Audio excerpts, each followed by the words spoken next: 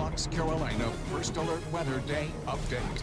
I'm First Alert Meteorologist Chrissy Kohler. We are tracking those thunderstorms right over top of our station as well. I don't know if you can pick those up off of my mic, but we've got a lot of thunder and lightning starting to get going across right on top of our station here. But we've also got a cluster of some stronger thunderstorms back off to our west. Right now, we are out of any severe thunderstorm warnings. Macon County, to the south of Franklin was under a severe thunderstorm warning. That has now been pulled down at this point, but some of the stronger storms are working their way in from the west into the western parts of the upstate, as well as northeast Georgia. And I want to focus in on this particular area here, Stevens County in northeast Georgia, because this is an area that's under a flash flood warning.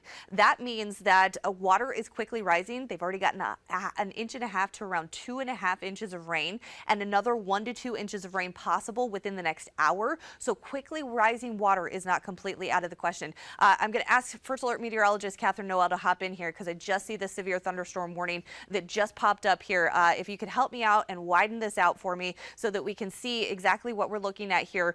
This new severe thunderstorm warning is going to include, that is going to be the eastern part of Stevens County down into Franklin County, Hart County down into those western parts of Elbert County. This also includes the southern part of Oconee County in South Carolina, as well as down into that far western part of Anderson County. So this brand new severe thunderstorm warning with this cell that's tracking out to the east with this particular storm. That includes Hartwell. It includes Coldwater. It looks like, or just all up to around Coldwater. That's going to include Reed Creek, Livonia, down into Cannon. Thank you, Catherine. Down towards Royston, into Carnesville, and into Sandy Cross, down towards Bowman as well. Does not include Anderson, but this storm is going to track in that direction.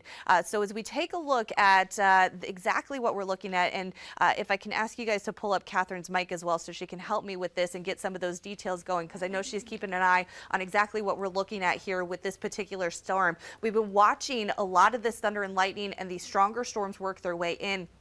You can see we've got a couple of clusters actually of thunderstorms going on here. We've got this leading edge that's headed out towards Anderson and Iva. That is moving out to the east there. That's going to be traveling at about 40 to 50 miles per hour. So that's going to be moving into the Iva area here shortly within about the next 10 minutes out towards Kiowee as you look out towards 843 there and then to Erskine College. But Catherine, if we could put a track on this one, because I think this is the one we're looking at here. Sure. That one back off to the west there. That's where we're looking at that line of storms to be tracking off to the east. So you actually see dual rounds of thunderstorms that are pushing out to the east, impacting parts of northeast Georgia and eventually into South Carolina as well. So Catherine's putting a track here on this for me, moving to the east at about, again, 40 to 50 miles per hour. We've got about 60-mile-per-hour winds on this likely, I believe, Catherine. So if you could verify that for me while I go through where this is headed to.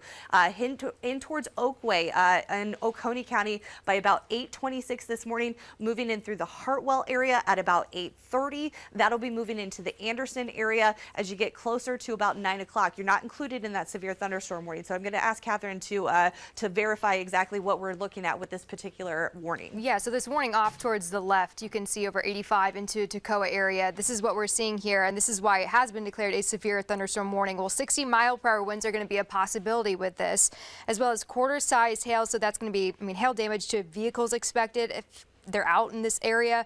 Expect wind damage also to roofs, siding, trees. That's going to be something that's going to be possible. And then also this other storm too, just off towards the Anderson area south. This one, I believe, was just for wind damage, potentially 60-mile-per-hour winds. It is moving pretty quickly too, so expect damage potentially to trees, more power lines, more power outages in areas too like Anderson. We've been talking about Anderson County that already have a lot of power outages in this area from just early on this morning. Yeah, and you bring up a really good point, Catherine. This is the area that was under that tornado warning earlier this morning at about 2 a.m. and we've seen a lot of storm damage in that area. Our own Chrissy Wade is actually in this area checking out the storm damage that was in that area. So we want to make sure that, Chrissy, if you can hear hear us, you need to be getting to shelter there because you've got a pretty intense storm headed your way there. This particular storm there in Anderson out towards Hartwell, that is traveling to the east there. The more intense part of this line is back off to the west. That's still out mainly into northeast Georgia, but starting to work its way into southern parts of Oconee County here, right there. And then it's traveling out to the east, producing, as Catherine just told you, those 60-mile-per-hour winds and up to quarter-size hail out of this. So it is possible that we're going to see even more storm damage out of this over an area that's already been hit hard through those overnight hours as that continues to travel out to the east here. And you can see this line actually stretches down towards Commerce, Georgia. 85 getting hit very hard right now through Franklin County with this particular cell that's moving out through this area. Royston, it's into your area at about 8:23, into the Hartwell area at about 8:30. So about 10 minutes from now, the heaviest of the rain is going to be up over top of you, moving into Hartwell Dam as you get closer to about 8:43 there, and then into Elberton getting closer to about 8:50 there.